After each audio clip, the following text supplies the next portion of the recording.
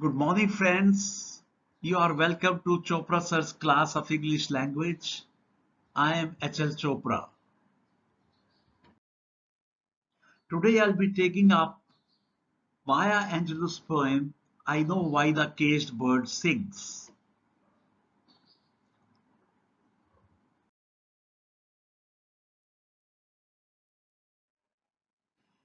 The synopsis of the poem are there are two birds in the poem. The first bird is free, the second bird is caged. Both images are juxtaposed. The first bird represents the white American, the second bird represents the Afro-Americans. The free bird represents a life of dignity, grandeur, and infinite possibilities. The caged bird leads a life of fear, longing, and subjugation.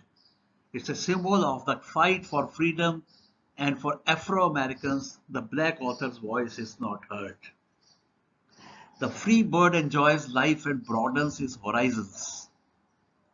The caged bird continues to sink much deeper into frustration. Still, he continues to sing of his longing for freedom. Maya Angelou, she was a civil rights activist. She was from 1951 to 2014, an American poet and internationally acclaimed author, a spokesperson for the black people and women. Her childhood was very traumatic. Their parents had a stressful married life. This incident and few more incidents joined together, which made her mute for almost 5 years. She became speechless. Later, she developed her extraordinary memory, love for books and literature, and her ability to listen and observe the world around her. She became a strong power against oppression and racism. Her struggle for the blacks made the whites listen to her voice. Finally, they got the freedom they deserved. Here, Maya Angelou is being re rewarded by the President Barack Obama. This is the poem. The first stanza, a free bird leaps on the back of the wind and floats downstream till the current ends and dips his wing in the orange sun rays and dares to claim the sky. This poem begins with a striking image of a free bird. A free bird represents the independent white Americans who have favorable circumstances and all the resources at their disposal. The bird glides smoothly over a river and enjoys the sunset's beauty in an easygoing and carefree style. The bird does not have to be dictated about its area. It does what it wants. The sky has limitless possibilities and grandeur. The whole sky is their right. Their flight is unrestricted and has no boundaries set for them. They enjoy nature as much as they want. Their flight refers to freedom. They enjoy a world of happiness, prosperity, and contentment without a destination. Here, orange is a color of prosperity. The whites have access to their world of freedom and asserts their right. We are exposed to a real show of sensory experiences. It may be giving the wind back, rays of the sun that can be felt. This adds to the impact of the poem right from the start. Second poem, but a bird that stalks down his narrow cage can seldom see through his bars of rage. His wings are clipped and his feet are tight. So he opens his throat to sing. Surprisingly, we are introduced to the second bird as a contrast. This bird is encaged, confined, suppressed, and restricted in its movement. The bird has limited space and freedom inside the cage. It represents the Afro-Americans who are deprived of this freedom. The bird can't fly, but his song does to achieve his aim. He has no access to the freedom and resources which the white bird enjoys. The caged bird has a completely contrasting condition. His song strikes at the hatred and the tyranny of the whites.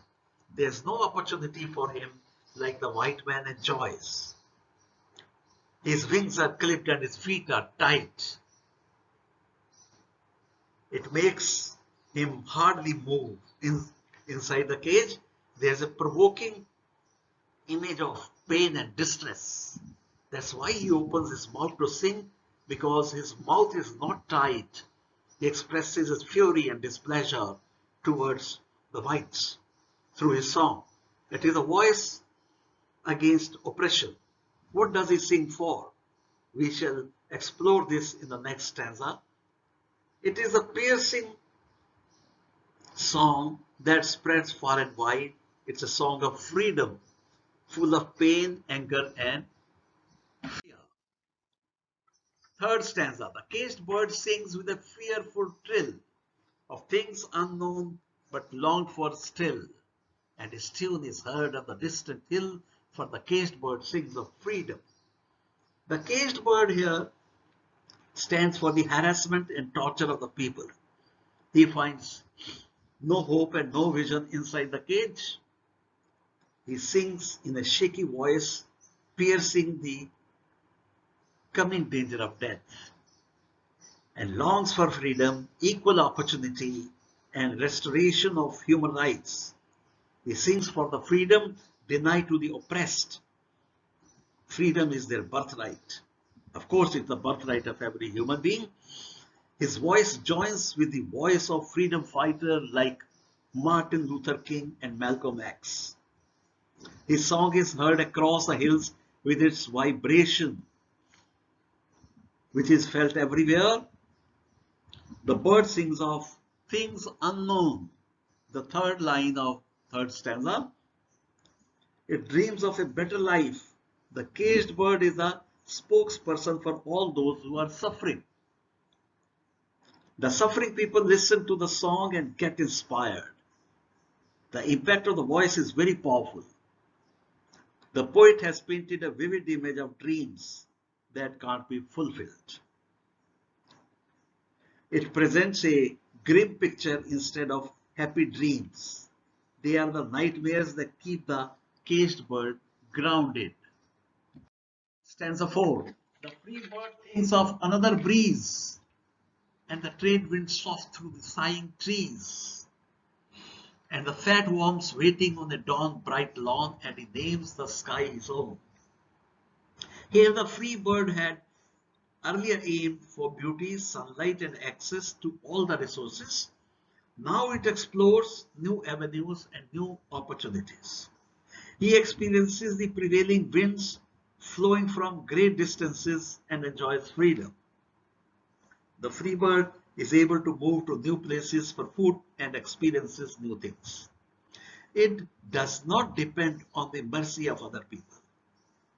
He is confident and self-assured that the sky is his sky and the world belongs to them. It's only his right and unrestricted access to the world, the environment. The bird knows that the sky is the limit. The white bird is totally unaware of the suffering of the black man. He is reluctant to share all opportunities given to him with a black man. Stanza number 5. But a caged bird stands on the grave of dreams. His shadow shouts on a nightmare scream. His wings are clipped and his feet are tied, so he opens his throat to sing. This stanza presents a completely contrasting picture.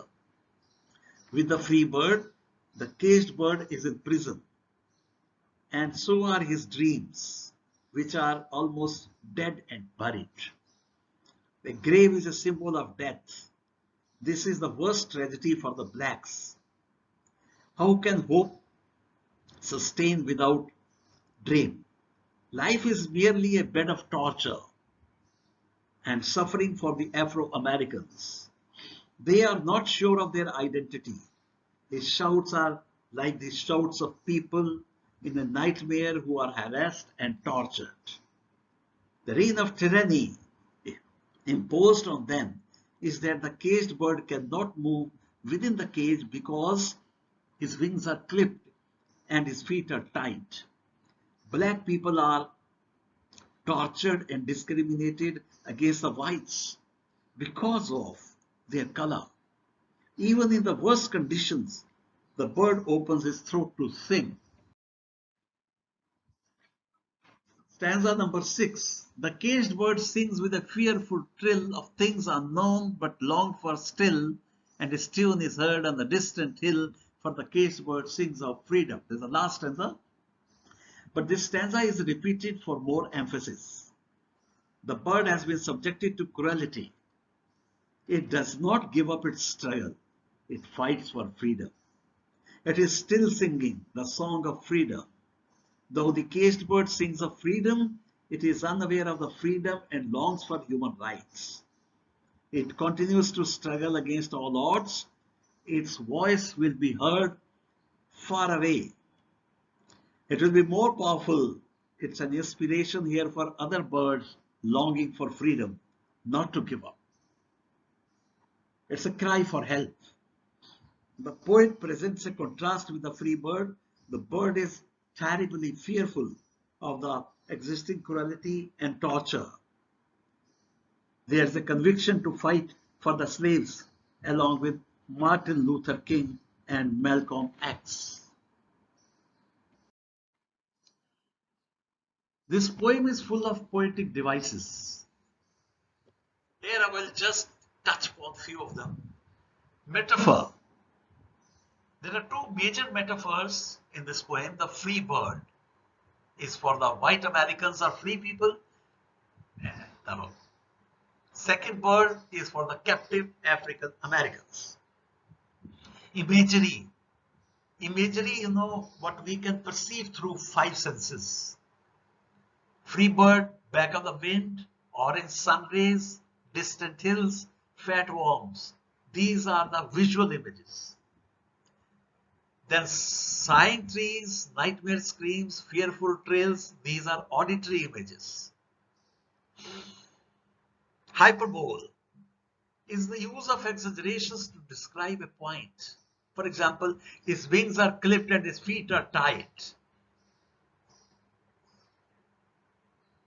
Fourth is assonance, use of vowel sounds in quick succession. And vowel sounds are repeated. The sound of I in distant hills and sings with fearful hills is assonance. Then we have consonance, where the repetition of consonant sounds are within a sentence or a phrase, but a bird that stalks down. Here the sound B is repeated. And same sound D is repeated in trade winds. Personification. Sighing trees as if trees feel sorrowful. The poet has personified by changing its pronoun, applies human characteristics to 2 birds. Other examples: dips his wing, dares to claim the sky, opens his throat to sing, and sings of freedom. Then 7th is irony. The 2 birds' perspective is juxtaposed, contrasting each other. Each bird is unaware of the other bird's predicament. 8th is alliteration. Is a series of the words that begin with the same consonant sound. For example, S sound in the phrase seldom see through. Seldom and see, repetition. Shadow shouts on a nightmare scream. Here again, S sound is repeated. And W sound in worms, waiting. Rhyme. There is actually no definite rhyme scheme in the whole poem. It's a free verse. Inside the poem, there are examples. In the second stanza, lines 2 and 4. Third stanza, lines 2, 4, 6, 5, and 7. Internal rhyme is stanza 4 and the fat worms waiting on the dawn bright long. Thank you. Like and subscribe it, please. Thanks once again.